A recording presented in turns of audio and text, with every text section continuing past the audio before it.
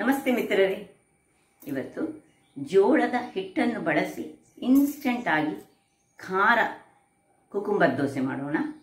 ಅಂದರೆ ಅದಕ್ಕೆ ಮುಳ್ಳು ಸೌತೆ ಹಾಕಿದ್ರೂ ಆಗ್ತದೆ, ಹಾಕದಿದ್ರೂ ಸಹ ನಡೀತದೆ. ಆದರೆ ಈ ಖಾರ ದೋಸೆಗೆ ಮುಳ್ಳು ಸೌತೆಯನ್ನು ಸ್ವಲ್ಪ ಸೇರಿಸಿದರೆ ಬಹಳ ರುಚಿಕರವಾಗಿ ಬರ್ತದೆ. ಹಾಗಾದರೆ ಈ ದೋಸೆಯನ್ನು ಹೇಗೆ ಮಾಡೋದನ್ನು ನೋಡೋ ಮೊದಲು ಯಾರೆಲ್ಲ ನನ್ನ ಚಾನಲನ್ನು ನೋಡ್ತಿದ್ದೀರಿ, ಯಾರೆಲ್ಲ ಇನ್ನೂ ಸಬ್ಸ್ಕ್ರೈಬ್ ಮಾಡಿಲ್ಲ, ದಯವಿಟ್ಟು ಸಬ್ಸ್ಕ್ರೈಬ್ ಮಾಡಿ ಸಪೋರ್ಟ್ ಮಾಡಿ ಅಂತ ಹೇಳುತ್ತಾ ಬನ್ನಿ ದೋಸೆಯನ್ನು ಯಾವ ರೀತಿಯಾಗಿ ಇನ್ಸ್ಟೆಂಟ್ ಆಗಿ ಪ್ರಿಪೇರ್ ಮಾಡುವುದನ್ನು ನೋಡೋಣ. ಮಿತ್ರರೇ, ಇವತ್ತು ಜೋಳದ ಹಿಟ್ಟನ್ನು ಬಳಸಿ ಖಾರ ಕುಕುಂಬರ್ ದೋಸೆ ಮಾಡೋಣ. ಜೋಳದ ಹಿಟ್ಟು ಆರೋಗ್ಯಕ್ಕೆ ಬಹಳ ಉತ್ತಮ. ಹಾಗಾಗಿ ಇವತ್ತು ಈ ಹಿಟ್ಟಿನಿಂದ ಒಂದು ರುಚಿಕರವಾದ ದೋಸೆಯನ್ನು ಹೇಗೆ ಮಾಡೋದನ್ನು ತೋರಿಸ್ಕೊಳ್ಳಿದ್ದೇನೆ. ಅದಕ್ಕೆ ಹೆಚ್ಚಿನ ಏನು ಸಾಮಗ್ರಿಗಳು ಬೇಕು, ಇನ್ಸ್ಟೆಂಟಾಗಿ ಕ್ವಿಕ್ಕಾಗಿ ಮಾಡುವಂಥದ್ದು. ನೋಡಿ, ಒಂದು ಇಷ್ಟೇ ಸಣ್ಣ ಇದು ನಮ್ಮದು ಊರಿನದ್ದು, ಮ್ಯಾಂಗ್ಳೂರಿನದ್ದು ಕುಕುಂಬರ್. ದೊಡ್ಡ ಕುಕುಂಬರಲ್ಲಿ ಅರ್ಧ ಕುಕುಂಬರ್ ಸಹ ತೆಗೆದುಕೊಳ್ಬೋದು. ಸ್ವಲ್ಪ ತೆಂಗಿನ ತುರಿ ಬೇಕು ನಮಗೆ. ಒಂದು ಮೆಣಸು, ರೆಡ್ ಚಿಲ್ಲಿ, ಅದು ಸಹ ಬ್ಯಾಡಿಗೆ, ಅಂದರೆ ತುಂಬ ಖಾರ ಇರಬಾರ್ದು, ನಮಗೆ ಹದ ಖಾರದಲ್ಲಿ ಬರಬೇಕಿದು. ಸೊ ಮತ್ತು ಇಲ್ಲಿ ಸ್ವಲ್ಪ ಡ್ರೈ ಇದ್ದದ್ದು ಈ ಕರಿಬೇವಿನ ಸೊಪ್ಪಿದ್ರೆ ಸಹ ಆಗ್ತದೆ. ತುಪ್ಪ ಅದನ್ನು ಕಾಯಿಸಲಿಕ್ಕೆ, ಮತ್ತು ಉಪ್ಪು. ಈಗ ಮೊದಲಿಗೆ ಏನು ಮಾಡುವ ಹೇಳಿದರೆ, ಈ ಒಂದು ಮೆಣಸು ಮತ್ತು ಈ ತೆಂಗಿನ ತುರಿ ಮತ್ತು ಕರಿಬೇವಿನ ಸೊಪ್ಪು ಇವುಗಳನ್ನು ಒಂದು ಮಿಕ್ಸರ್ ಗ್ರೈಂಡರಲ್ಲಿ ಹಾಕೊಳ್ಳೋಣ. ಇಲ್ಲಿ ನೋಡಿ, ಮೆಣಸನ್ನು ಸ್ವಲ್ಪ ಕಟ್ ಮಾಡಿಕೊಂಡು ಮತ್ತು ತೆಂಗಿನ ತುರಿ, ಸ್ವಲ್ಪ ನೀರನ್ನು ಹಾಕಿ ಇದನ್ನೊಂದು ಪೇಸ್ಟ್ ಮಾಡಿ ತರ್ತೇನೆ. ವೀಕ್ಷಕರೇ, ಇಲ್ಲಿ ನೋಡಿ, ಹೀಗೆ ಇಷ್ಟು ಇದೊಂದು ಮಸಾಲೆ ಹಾಗೆ ಆಯಿತು. ಈಗ ಇದನ್ನೊಂದು ಪಾತ್ರೆಗೆ ಶಿಫ್ಟ್ ಮಾಡ್ಕೊಳ್ಳೋಣ.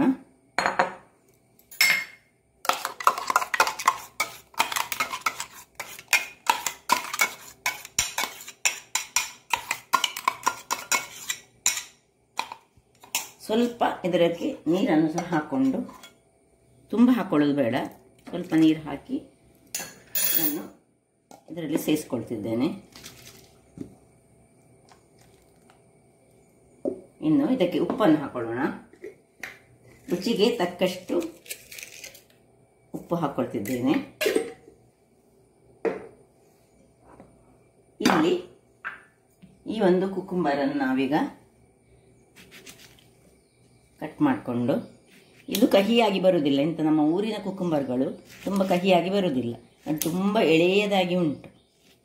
ಇದನ್ನು ನಾವು ಹೀಗೆ ಸಣ್ಣ ಸಣ್ಣದಾಗಿ ಕಟ್ ಮಾಡಿ ಸಹ ಮಾಡ್ಬೋದು, ಅಥವಾ ಗ್ರೇಟ್ ಮಾಡಿ ಸಹ ನಾವು, ಸ್ವಲ್ಪ ದೊಡ್ಡದಿದ್ದರೆ ಒಳ್ಳೆಯದಾಗ್ತದೆ. ಉದ್ದಕ್ಕೆ ಬೇಕು ನಮಗೆ. ಹೀಗೆ ನಾನೆಲ್ಲವನ್ನು ಹೀಗೆ ಗ್ರೇಟ್ ಮಾಡಿಕೊಳ್ತೇನೆ, ತುರಿದುಕೊಳ್ತೇನೆ. ಆಮೇಲೆ ಅದಕ್ಕೆ ಏನೆಲ್ಲ ಹಾಕಬೇಕಂತ ತೋರಿಸ್ಕೊಡ್ತೇನೆ. ಎಲ್ಲ ಗ್ರೇಟ್ ಮಾಡಿ ಆಯಿತು. ಈಗ ಇದನ್ನು ಇದಕ್ಕೆ ಶಿಫ್ಟ್ ಮಾಡಿಕೊಡೋಣ. ಉಪ್ಪು ನಾವು ಆಲ್ರೆಡಿ ಹಾಕ್ಕೊಂಡಿದ್ದೇವೆ. ಈಗ ಇದನ್ನು ಸ್ವಲ್ಪ ಕಲಡಿಸ್ಕೊಳ್ತಿದ್ದೇವೆ ನಾವು.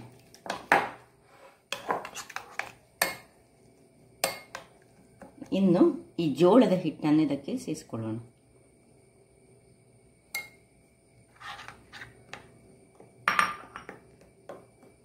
ಸೇರಿಸ್ಕೊಂಡು ಸ್ವಲ್ಪ ಇನ್ನು ಉದ್ದಿನ ದೋಸೆ ಹೇಗೆ ಮಾಡ್ತೇವೆ ಅದರ ಹಿಟ್ಟು ನಮಗೀಗ ಬೇಕು. ಸೊ ನೋಡಿಕೊಂಡು ಹಾಕೊಳ್ಳೋಣ. ಯಾಕೆ ಹೇಳಿದರೆ ಸ್ವಲ್ಪ ಈ ಮುಳ್ಳು ಸೌತೆಯಲ್ಲಿ ನೀರು ಬಿಡ್ತದಲ್ಲ, ಹಾಗಾಗಿ ಹೀಗೆ ರವಾದ್ದು ಸಹ ಮಾಡ್ಕೊಳ್ಬೋದು.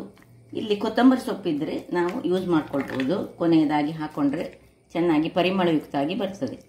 ಇದೀಗ ಕೆಲವರು ಏನು ಮಾಡ್ತಾರೆ ಹೇಳಿದರೆ, ಮಸಾಲೆ ಮಾಡುವಾಗಲೇ ಸ್ವಲ್ಪ ಒಂದು 4 ಕಾಳಿನಷ್ಟು ಕೊತ್ತಂಬರಿ, ಮತ್ತು ಈಗ ನಾನು ಕೊನೆಗೆ ಒಂದು ಸ್ವಲ್ಪ ಜೀರವನ್ನು ಹಾಕೊಳ್ಳಿಕ್ಕೆ ಇದ್ದೇನೆ.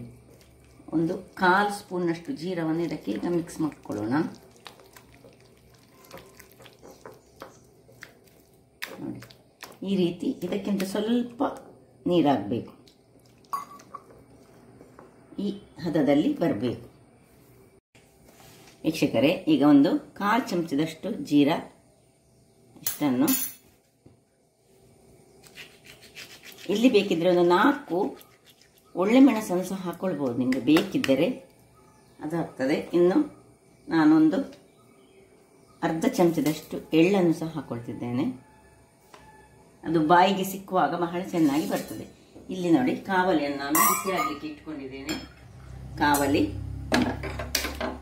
2 ಕಾವಲಿಯನ್ನು ಇಟ್ಕೊಂಡಿದ್ದೇನೆ. ಒಂದು ಕಬ್ಬಿಣದ ಕಾವಲಿ, ಇನ್ನೊಂದು ನಾನ್ ಸ್ಟಿಕ್. ಎರಡರಲ್ಲಿ ಸಹ ಒಳ್ಳೆ ಚೆನ್ನಾಗಿ ಬರ್ತದೆ. ಈಗ ಇದನ್ನು ಕಲಡಿಸ್ಕೊಳ್ಳೋಣ. ಸ್ವಲ್ಪ ದಪ್ಪ ಆದರೆ ಚೂರು ನೀರು ಹಾಕ್ಕೊಳ್ಳಿ. ನೋಡಿ ಇದು ಚೂರಿಗೆ ದಪ್ಪಕ್ಕೆ ಬಂತು.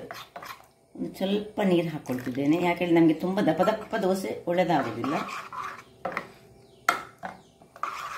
ನೋಡಿ ಈ ಕನ್ಸಿಸ್ಟೆನ್ಸಿ ಬರಬೇಕು. ನಾನು ಹೇಳಿದರೆ ಉದ್ದಿನ ದೋಸೆಯ ಕನ್ಸಿಸ್ಟೆನ್ಸಿ. ಈಗ ಬಿಸಿಯಾಗಿದೆ. ನನ್ನ ಕಬ್ಬಿಣದ್ದು ಪಕ್ಕ ಬಿಸಿ ಆಗ್ತದೆ. ಈಗ ಅದಕ್ಕೆ ಸ್ವಲ್ಪ ನೀರನ್ನು ಹಾಕ್ಕೊಳ್ತಿದ್ದೇನೆ. ಹಾಕೊಂಡು ಮೇಲೆ ಸ್ವಲ್ಪ ತುಪ್ಪವನ್ನು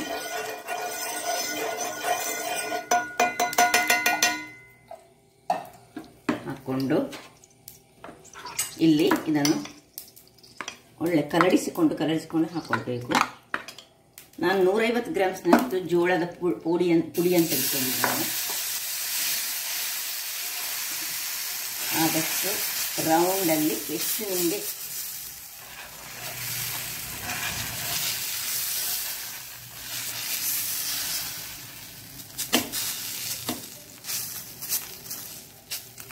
ಇನ್ನು ಮುಚ್ಚಳವನ್ನು ಮುಚ್ಚಿಕೊಳ್ಳೋಣ. ಉರಿ ಮಾತ್ರ ಹದಾದಲ್ಲಿ ಇರಲಿ, ಕಬ್ಬಿಣದಲ್ಲಿ ಹದಾದಲ್ಲಿ ಇರಬೇಕಾಗ್ತದೆ. ಇಲ್ಲಿ ಈಗ ಇದು ಸ್ವಲ್ಪ ಇದರಲ್ಲಿ ಚೆನ್ನಾಗಿ ಬರ್ತದೆ ನೋಡಿ. ಆದರೆ ಆರೋಗ್ಯಕ್ಕೆ ಕಬ್ಬಿಣದ ಕಾವಲು ಒಳ್ಳೆಯದು ಹೇಳಿ ಅದನ್ನು ನಾನು ಯೂಸ್ ಮಾಡ್ತಿದ್ದೇನೆ ನೋಡಿ.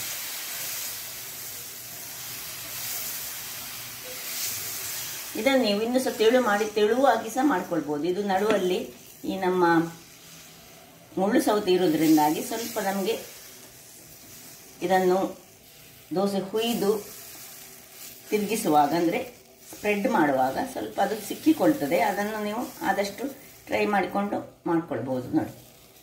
ಇನ್ನು ಇದರ ಮೇಲೆ ಸ್ವಲ್ಪ ತುಪ್ಪವನ್ನು ಹಾಕೊಳ್ಳೋಣ. ಹದ ಉರಿ ಇರಲಿ, ತುಂಬ ದೊಡ್ಡ ಉರಿ ಬೇಡ. ಸೈಡ್ಸಿಗೆ ಮತ್ತು ಇದಕ್ಕೆ ಸ್ವಲ್ಪ ತುಪ್ಪವನ್ನು ಹಾಕ್ಕೊಂಡು ಮುಚ್ಚಳವನ್ನು ಮುಚ್ಚಿಕೊಳ್ಳೋಣ. ಒಂದು ಹದ ಉರಿಯಲ್ಲಿ ಒಂದು 2-3 ನಿಮಿಷಗಳ ಕಾಲ ಬೇಯಬೇಕಿದು. ಜೋಳ ಅಲ್ಲ, ಅದರಿಂದಾಗಿ ಹದ ಉರಿಯಲ್ಲಿ 2 ನಿಮಿಷಗಳ ಕಾಲ ಬೇಯಿಸಿಕೊಳ್ಳೋಣ. ವೀಕ್ಷಕರೇ ಇಲ್ಲಿ ನೋಡಿ ಕಬ್ಬಿಣದ ಕಾವಲಿದ್ದು ಸಹ ಇದು ಒಳ್ಳೆ ಚೆನ್ನಾಗಿ ಹೇಗೆ ಕಲರ್ ನೋಡಿ ಅಂತೆ. ಏನು ನಾವು ಖಾಲಿ ಮೆಣಸು ಒಂದೇ ಒಂದು ಮೆಣಸು ಹಾಕಿದ್ವಿ. ಈಗ ಇದರ ಮೇಲೆ ಆ ಸುರಿಗಿದಕ್ಕೆ ತುಪ್ಪ ಹಾಕ್ಕೊಳ್ಳಿಲ್ಲ ನಾವು, ಯಾಕೆ ಹೇಳಿದ್ರೆ ಕೆಳಗೆ ಮಾತ್ರ ಹಾಕಿದ್ದು. ಈಗ ಮೇಲೆಗೆ ತುಪ್ಪ ಒಂದು ಸ್ವಲ್ಪ ಹಾಕೊಂಡು ಇದನ್ನು ತಿರುಗಿಸಿ ಹಾಕೊಳ್ಳೋಣ. ನಾನು ಮೊನ್ನೆಮ್ಮೆ ಅಡಿಮೇಲ್ ಅಂತ ಹೇಳಿದಾಗ ಅದು ಹೆಚ್ಚಾಗಿ ತುಳುವಲ್ಲಿ ನಾವು ಯೂಸ್ ಮಾಡೋದು ಅಡಿಮೇಲ್ ಹೇಳಿ. ತಿರುಗಿಸಿ ಹಾಕೊಳ್ಳೋದು ನೋಡಿ. ಏನು ದಪ್ಪ ಬರಲಿಲ್ಲ ನಿಮಗೆ ನೋಡಿದೆ ನೋಡಿ. ಇನ್ನೂ ಸಹ ಬೇಕಾದ್ರೆ ತೆಳು ಮಾಡಿಕೊಂಡು ತೆಳುವಲ್ಲಿ ಸಹ ಮಾಡ್ಕೊಳ್ಬೋದು. ಈಗ ಇಲ್ಲಿ ಇದು ಸಹ ಒಳ್ಳೆ ಬೆಂದಿದೆ. ಇದಕ್ಕೆ ಮೊದಲೇ ನಾವು ಮೇಲೆ ತುಪ್ಪವನ್ನು ಹಾಕ್ಕೊಂಡಿದ್ದೇವೆ, ಅದರಿಂದಾಗಿ ಈಗ ತಿರುಗಿಸಿ ಹಾಕ್ಕೊಳ್ತಿದ್ದೇನೆ. ಏನು ಕರಟುವುದಿಲ್ಲ, ಏನಾಗುವುದಿಲ್ಲ. ಇದರಲ್ಲಿ ಕಬ್ಬಿಣದ ಕಾವಲಿ ಸಮೇತ ಕರಟಿ ಹೋಗುವುದಿಲ್ಲ. ಇಲ್ಲಿ ನಾವು ಹಿಟ್ಟಿಗೆ ಬೇಕಿದ್ದರೆ ಸ್ವಲ್ಪ ಹಳದಿ ಪುಡಿ ಸಹ ಹಾಕ್ಕೊಳ್ಬೋದು ನಿಮಗೆ ಬೇಕಿದ್ದರೆ. ಈಗ ಒಂದು ತಿರುಗಿಸಿಕೊಂಡು 2 ನಿಮಿಷಗಳ ಕಾಲ ಇನ್ನೊಮ್ಮೆ ಕಾಯಿಸಿಕೊಳ್ಳೋಣ. ನೋಡಿ ಕಬ್ಬಿಣದ ಕಾವಲಿ ಸಹ ರೆಡಿ ಆಯಿತು. ನೋಡಿ ಏನು ಚೆನ್ನಾಗಿ ಬಂದಿದೆ ನೋಡಿ, ಏನು ಕರಟು ಸಹ ಇಲ್ಲ. ಇಲ್ಲಿ ಇದು ನಾನ್ ಸ್ಟಿಕ್ಕಿ ಸಹ ರೆಡಿ ಆಯಿತು. ಇದರ ಮೇಲೆ ಇನ್ನು ಒಂದು ಪೀಸ್ ಬೆಣ್ಣೆಯನ್ನು ಹಾಕಿ ತಿಂದರೆ ಸೂಪರ್ಬ್ ಆಗಿರ್ತದೆ. ನೋಡಿದ್ರಲ್ಲ ವೀಕ್ಷಕರೇ, ನೋಡಿ ಒಂದು ಸುಲಭ ರೀತಿಯಲ್ಲಿ ನೋಡಿ ಎಷ್ಟು ತೆಳುವಾಗಿ ಸಹ ಉಂಟು. ಇನ್ನೂ ಸಹ ತೆಳುವಾಗಿ ನೀವು ಎಳೆದುಕೊಳ್ಬೋದು. ಇದನ್ನು ಸ್ವಲ್ಪ ನೀರನ್ನು ಹಾಕಿ ಮಾಡಿದರೆ ಹೇಳ್ತದೆ. ಎಷ್ಟು ನೀವು ತೆಳು ಮಾಡಿದರೆ ಇದು ಒಳ್ಳೆಯದಾಗಿ ಹೇಳ್ತದೆ.